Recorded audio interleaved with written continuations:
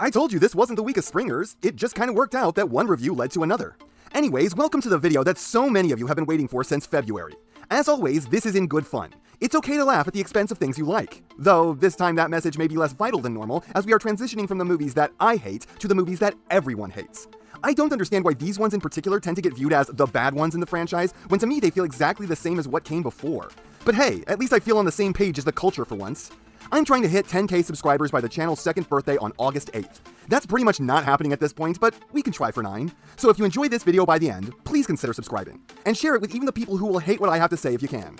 Anyways, now it's time to slaughter the first of the final 2 diseased carcasses that are the Bay designs. So let's get into this little freak I somehow passed up last time. I'm glad to see that Wheelie is gone now, but we still have his shitty little sidekick, who is just chaos personified. I can make out 2 eyes, then hair that looks like it's some kind of vile parasitic infection from the bottom of the sea, and everything else is just visual noise.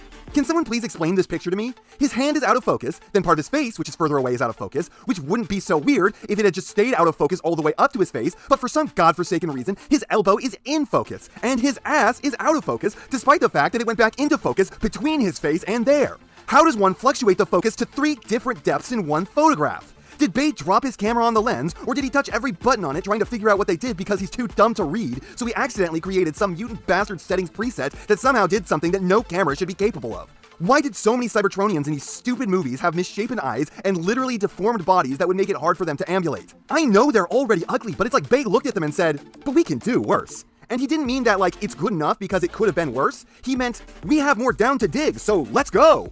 Then you got Hound, who, let's be real here, was obviously supposed to be Bulkhead. And at this point, I'm just positive that the Bayformers were taunting us.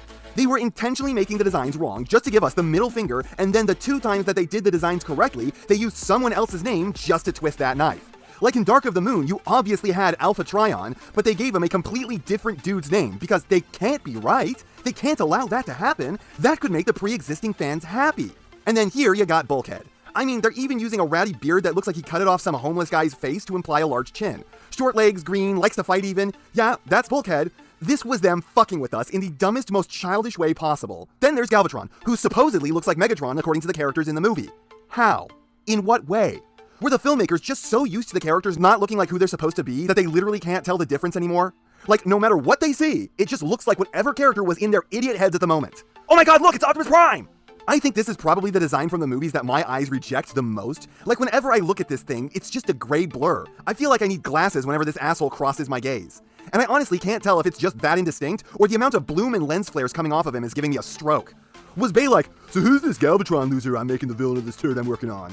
Oh, well, you see, he's a purple dude with a huge arm cannon who turns into an artillery piece. Okay, so what I'm hearing is that he's so silver it hurts to look at him. Then there's Lockdown, who looks like a chimpanzee stuck in an exosuit. I don't know why so many people like this design because this is the most boring thing I've ever seen. Normally the Bay designs are just chaos wrangled into a vague shape. This is just a gray dude who's trying to compensate for his face by hitting the gym too much and turning himself into a Dorito. The man's lat game is out of this world, and he seems to have skipped every single thigh day ever, but he is all about calf day. And the pose he's standing in. This is all I can see when I look at it. If you recognize this screenshot from having seen the actual movie and not just a review of it, I pity you. He's even got 2 light blue nipples on the sides of his chest. Someone was working through something with this design, that's all I'm saying.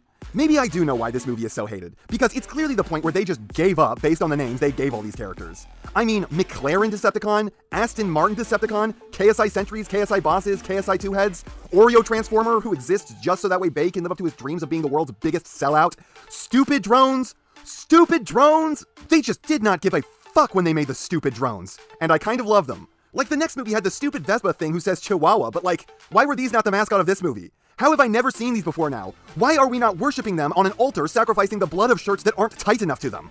Speaking of terrible names, Cade Yeager. Let me translate that name to Michael Bay so he can hear what everyone else does when it's said out loud. Cade Yeager. Douche. Douche. A fitting name for such an unlikable character. I know it was hard for them to one-up Sam, the world's most undeservedly successful incel that the universe bends over backwards to make important, but damn it did they find a way with this guy. Helps that they used an actor who punched the eyeball out of a 70-year-old Vietnamese man's face after they just helped him. There is no joke, this is just something Mark Wahlberg actually did. But I'm not here to talk about the human characters. I'm here to poke fun at these abominations on our screens masquerading as the characters we all love. Like Drift. I can't stress this enough. Drift was a warrior who has an honor code that bears some similarity to a samurai. He's not actually a samurai, you stupid sons of bitches! How does an alien robot wind up by pure chance looking exactly like human soldiers from hundreds of years prior to their first visit of our planet? And yes, I know these fucking movies retcon it so Cybertronians have been here since before humans existed. That's fucking stupid! God damn it, why the fuck does his face look like it's made out of chicken nuggets? But you know what? I can compliment this design. He has a distinct color, and I can tell when I'm looking at him. If only all the movies cared about making designs that stand out from the backgrounds this much, maybe my eyes wouldn't glaze over during all the fight scenes. There's not much point in talking about the bad guys outside of Galvatron in this one because they are all meant to be generic. Like the sentries are just red or blue dudes. They look more generic than the Viacons in Prime. The KSI bosses are also incredibly indistinct, though I want to question why the humans made robots that look more alien than the actually alien ones, who just look like Japanese dudes with bad skin conditions. And I'm honestly convinced that these aren't actually in the movie, since if you look them up in Google, they don't show up in pictures anywhere. There's a blurry picture of Grimlock biting one, and that's it. The same goes for the KSI 2 heads, who only have one picture on Google, and that's a thumbnail to a fan video of a Disturbed song. The fact that these kind of videos were still getting made in 2017 blows my mind. It is shameless just how little work they wanted to do with these robot designs. It's literally just Shockwave with 2 heads.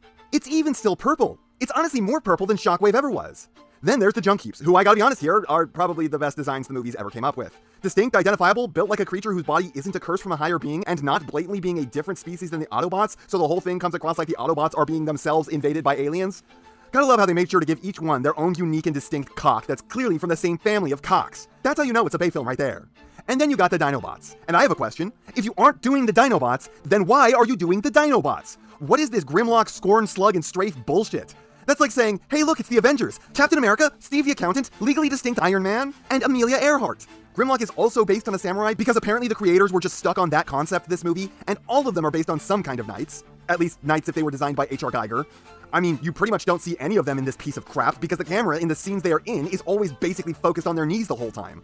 So they are barely in the movie whatsoever, but parts of their bodies get a decent amount of screen time.